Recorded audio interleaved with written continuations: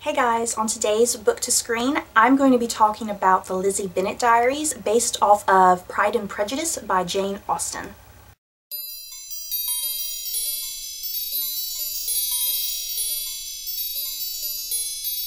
The Lizzie Bennet Diaries is a web series that premiered on YouTube in April of 2012 and most recently ended in March of this year, 2013.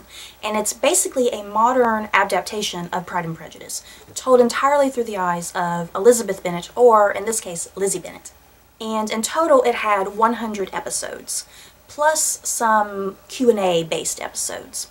It starred Ashley Clements, Mary-Kate Wiles, Julia Cho, and Daniel Vincent Gord. I'm going to start off by saying that I've actually only read Pride and Prejudice once, and that was for one of my literature classes.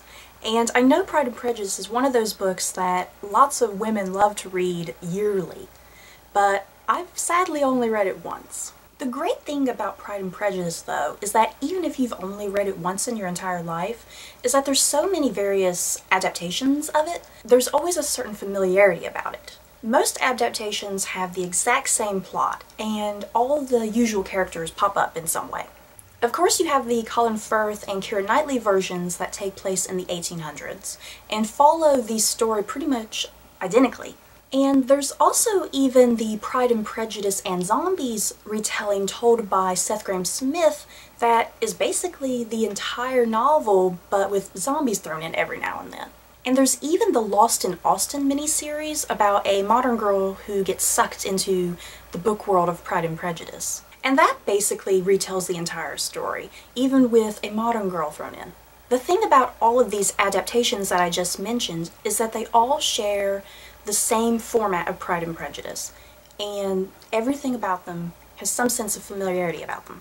So this brings me all back to the Lizzie Bennet Diaries. I fully expected to go into the Lizzie Bennet Diaries and know exactly everything that was going to happen. I fully expected that this would be a complete retelling, just with a modern twist.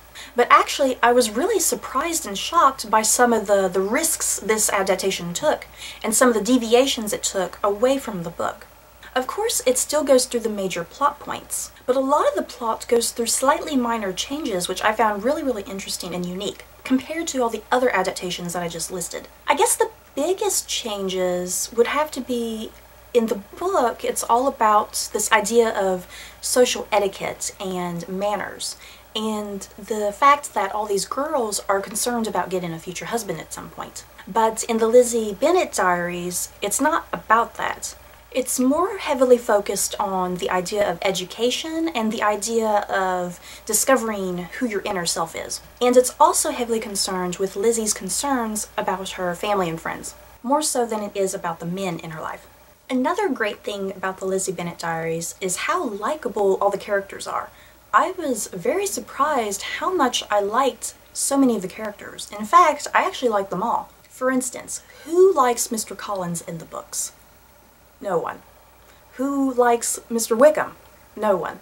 Who likes Caroline? No one. Oddly enough, these detestable characters are some of the ones that I found myself most attracted to. I don't dislike anyone in the Lizzie Bennet Diaries. Every character in some way is relatable, and you can understand their motives. And one of the biggest cases of a dramatic character change would have to be Lydia Bennet. In the book, Lydia Bennet is just annoying, and she's just after Wickham, and she's really girly. But in the Lizzie Bennet Diaries, you get to see a lot more depth to Lydia. You get to see just how human she is, and the problems she has with Lizzie and Jane. You get to see just how insecure she is, and that she has feelings too, just like everybody else. You really get to see this transformation of a silly, party-going, naive girl into a girl who realizes all the mistakes she's made. Turning away from the characters for right now, I'm going to talk about the actors. To be honest, I was quite hesitant about even watching the Lizzie Bennet Diaries, but I was hearing so much hype and interest in it that I finally got curious to watch it, and I wasn't even expecting it to be any good. My first initial thought was that, oh geez, this is a web series, it's probably stupid and it sucks and it's badly acted and the quality is really terrible. But I was happily surprised that all of these initial thoughts that I had were proven wrong. Ashley Clements was the perfect Lizzie Bennet. Everything about the web series relied heavily on her. If she had been a terrible actress, then the entire series would have went straight down with her. But fortunately, Ashley Clements was perfect. I think she had great chemistry with every single character that popped up on the screen. And what makes an actor good, in my opinion, is if they have the ability to draw forth emotion from the viewer. And Ashley Clements certainly drew a lot of emotion from me.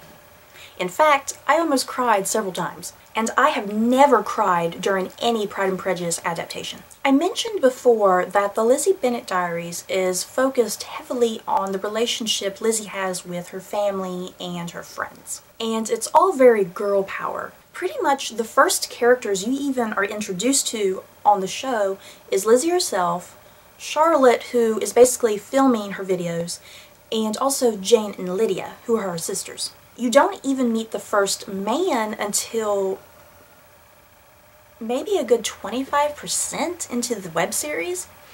And I believe the first man that even pops up is Mr. Collins. And even Darcy probably doesn't even pop in a good 50% of the way into the series. Like I said, it's all about the main four girls and the relationship they all have with each other.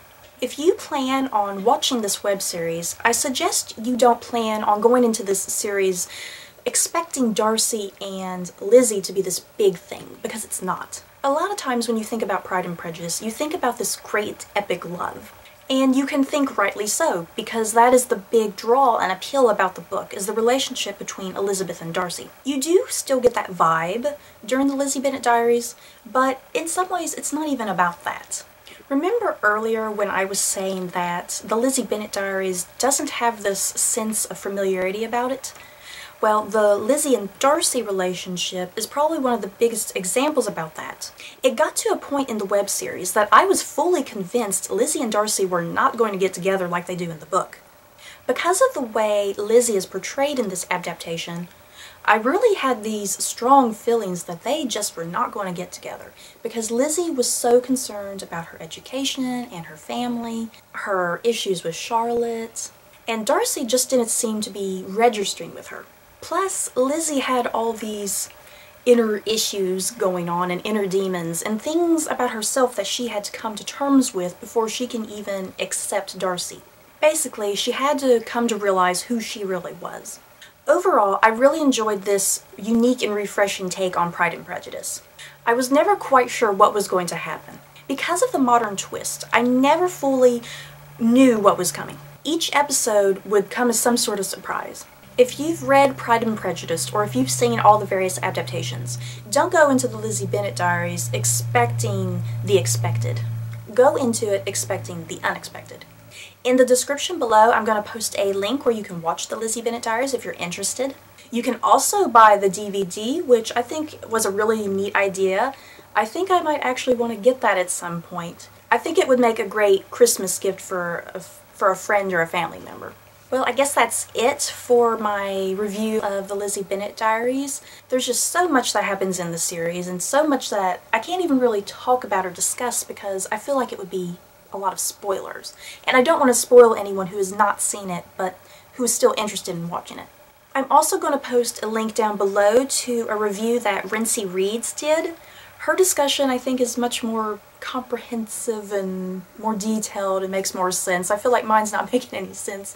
But if you want to see her review, you can also watch hers. And I highly suggest you do. So that's it for Book to Screen today. In the comments below, I want you guys to tell me what your favorite adaptation of Pride and Prejudice is. Bye guys!